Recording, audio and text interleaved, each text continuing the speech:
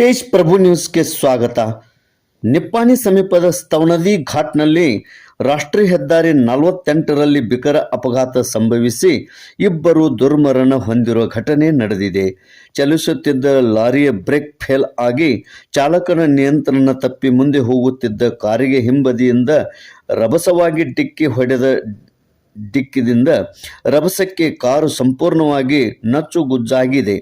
ಅಪಘಾತದಲ್ಲಿ ಗಂಭೀರವಾಗಿ ಗಾಯಗೊಂಡಿರುವ ಉಳಿದ ಇಬ್ಬರನ್ನು ತಕ್ಷಣವೇ ಸಮೀಪದ ಆಸ್ಪತ್ರೆಗೆ ದಾಖಲಿಸಿ ಚಿಕಿತ್ಸೆ ಕೊಡಿಸಲಾಗುತ್ತಿದೆ.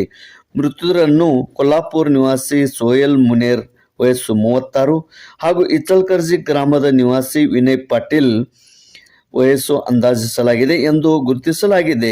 ವಿಷಯ ತಿಳಿದಂತೆ ನಿಪ್ಪಾಣಿ ನಗರ ಪೊಲೀಸ್ ಠಾಣೆಯ ಅಧಿಕಾರಿಗಳು, ಪೊಲೀಸ್ ಸಿಬ್ಬಂದಿಯವರು ಮತ್ತು ಅನೇಕರು ಸ್ಥಳಕ್ಕೆ ಭೇಟಿ ನೀಡಿ ಪರಿಶೀಲನೆ ನಡೆಸಿ ತನಿಖೆ ನಡೆಸುತ್ತಿದ್ದಾರೆ. ಪೊಲೀಸ್ ಇಲಾಖೆಯ ಈ ಪರಿಶೀಲನೆಯ ವರದಿ ಬರಬೇಕಾಗಿದೆ.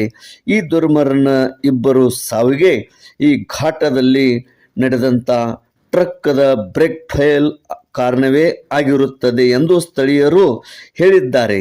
ತೇಜ್ ಪ್ರಭು ನ್ಯೂಸ್, ಸ್ತವನದಿ.